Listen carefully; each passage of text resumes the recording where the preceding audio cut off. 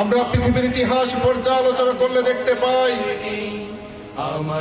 পৃথিবীর যেখানে হক প্রতিষ্ঠিত করার জন্য মানুষ চেষ্টা করেছে সেখানে বাতিল হকের বিরুদ্ধে বাধা হয়ে দাঁড়িয়েছে।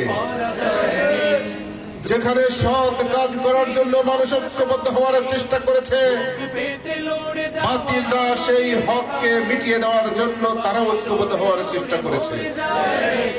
যেখানে সত্যের প্রোগ্রাম শুরু হয়েছে সেখানে মিথ্যার প্রোগ্রামধারীরা তারা ষড়যন্ত্র করা শুরু করেছে।